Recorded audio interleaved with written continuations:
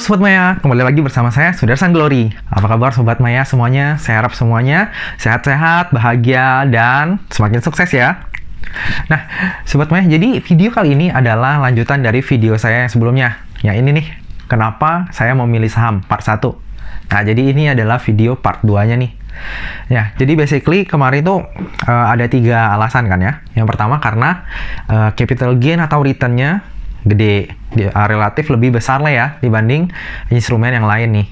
Terus yang kedua, itu saham bisa jadi aset produktif. Aset produktif dalam artian kalau misalnya perusahaan yang kita investasikan itu untung, kita bisa mendapatkan dividen dari perusahaan tersebut. Jadi kita tuh bisa dapat ya passive income lah dari investasi kita di saham tersebut.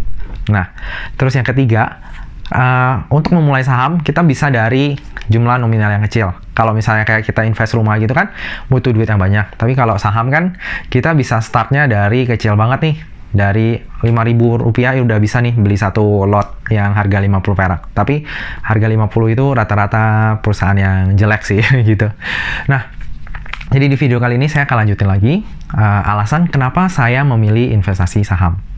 Nah, artinya kita lanjut ya ke nomor 4. Nah, alasan nomor 4 adalah karena saham itu liquid. Liquid dalam artian apa nih? Kalau misalnya kita lagi butuh dana dan kita mau jual sahamnya, gampang gitu. Jadi ada aja yang nampung. Tapi quote unquote jangan lupa di video saya sebelumnya tuh yang tentang 5 saham dengan capital gain terbesar dalam 10 tahun terakhir, itu ada juga nih saham yang nggak liquid. Dalam 1 tahun itu belum dalam 1 hari belum tentu ada transaksi gitu kan. Nah, jadi Sobat Maya juga harus selektif nih dalam investasi saham. Mungkin bisa diversifikasi. Kalau misalnya lihat emang perusahaannya growth tapi nggak liquid, ya mungkin bisa taruh sebagian dana. Jadi kalau misalnya kita mau exit, itu pun gampang. Nah, kalau misalnya kita bicara dengan saham liquid, itu di bursa sendiri mereka kasih julukan nih namanya LQ45. Jadi LQ itu kepanjangan dari liquidity. Nah, itu artinya 45 saham yang paling liquid di bursa. Jadi kalau misalnya sobat investasi di saham LQ45, nggak perlu takut dananya itu nggak bisa dijual. Sahamnya itu nggak bisa dijual. Itu pasti bisa dijual. Banyak banget yang bisa beli gitu.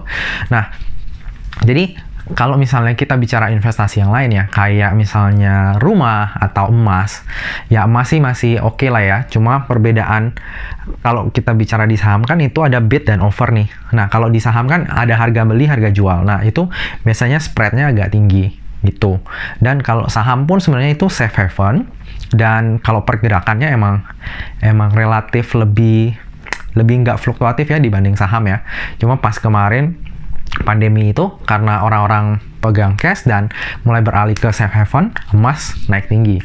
Cuma sekarang udah mulai stabil lagi nih, turun dikit-dikit stabil. Nah, nanti kita akan lihat lagi ke depannya kalau misalnya ekonomi membaik, biasanya emas akan slow down lagi gitu.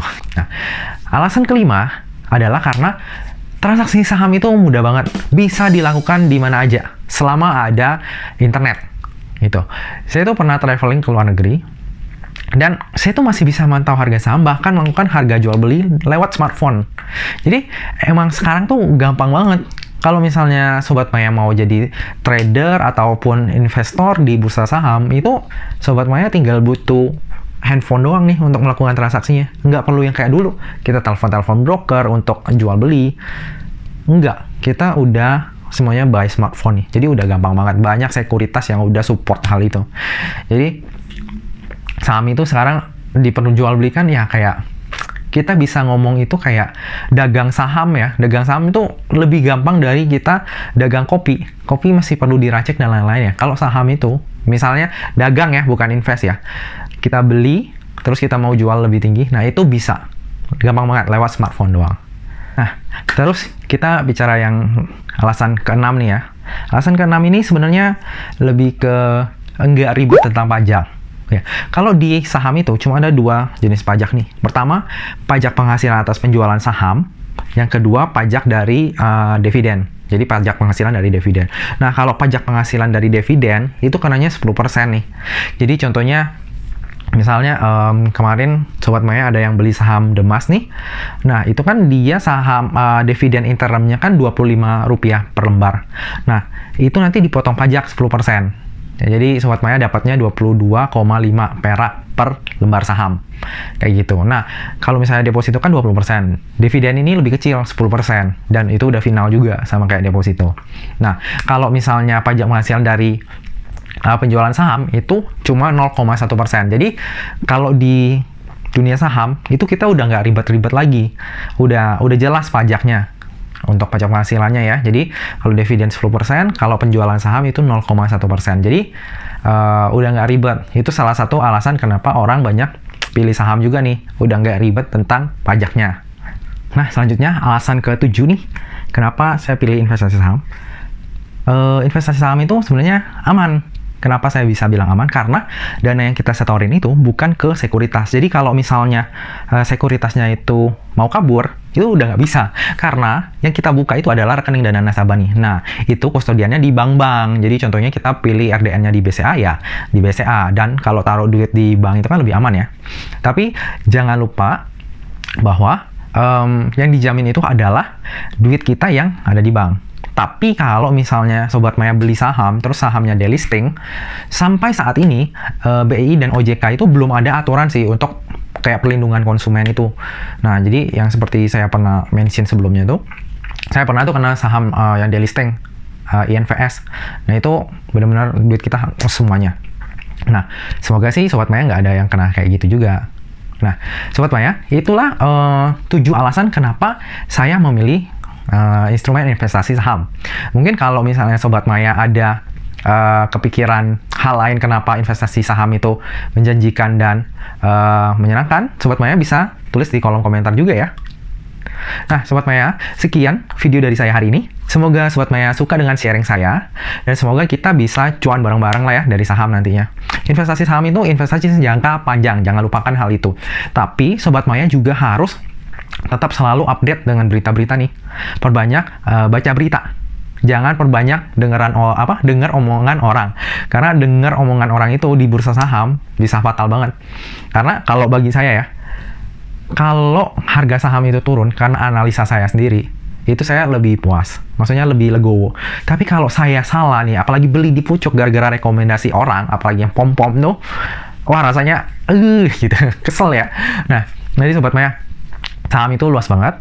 Mungkin saya akan jelasin juga di video-video lain alternatifnya.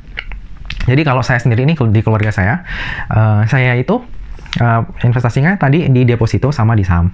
Kalau istri saya lebih ke yang lebih aman juga. Jadi dia karena nggak ngerti saham, dia lebih pilih reksadana saham. Terus dia juga pilih investasi di obligasi dan deposito, karena ya istri saya itu dia lebih pengennya profilnya yang low return, tapi nggak apa-apa, yang penting nggak yang high risk juga kayak gitu. Jadi low risk low return nggak masalah buat dia, yang penting aman kayak gitu. Kalau saya lebih ke high risk high return nggak apa-apa. Saya kalau misalnya lihat floating loss ya mungkin agak gitu ya, kenapa nggak beli langsung naik gitu ya. Tapi nggak apa-apa, karena kita mengerti bahwa di bursa saham itu sebenarnya untuk jangka panjang. Nah, kalau saya sendiri, saya itu bagi biasanya, saya kan ada beberapa akun sekuritas ini juga ya. Nah, jadi saya tuh bagi, jadi nggak cuma di satu sekuritas, tapi saya bagi. Ada yang akun invest, ada yang akun trading, ada juga yang akun trading untuk spekulasi. Jadi, Sobat Maya juga bisa sesuaikan dengan profil resiko Sobat Maya semuanya. Kalau misalnya nggak mau yang ribet dan berbahaya, ya pilih aja saham-saham yang bagus, kayak contohnya BCA, udah tinggal tidur aja kayak gitu. Tapi ya mungkin itu nggak sebombastis yang second liner kalau misalnya lagi naik. Atau misalnya saham yang legenda di Indonesia beli itu ya, Pak Lo Keng Hong dulu pernah beli yang saham multi-bladder itu kan dari second liner terus multi-bagger ya.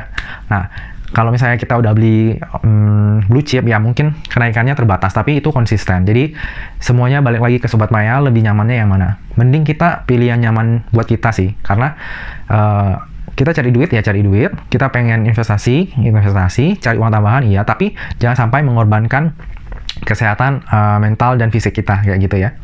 Ingat, kalau misalnya kita luangin waktu ataupun kita korbanin waktu banyak kayak misalnya di saham, pikirkan lagi apakah itu worth it atau enggak. gitu. Nah, Sobat Maya, daripada saya ngalor ngidul lebih panjang lagi dan Sobat Maya udah bosan nih dengerin, sekian dulu video saya hari ini. Semoga video ini bisa jadi inspirasi ataupun Sobat Maya suka lah ya dengan video ini. Jangan lupa untuk subscribe, like, komen, dan share jika Sobat Maya suka ya. Dukungan Sobat Maya tuh sangat berarti buat saya untuk bikin konten-konten yang lain nih. Oke, sampai jumpa di video selanjutnya. Dah.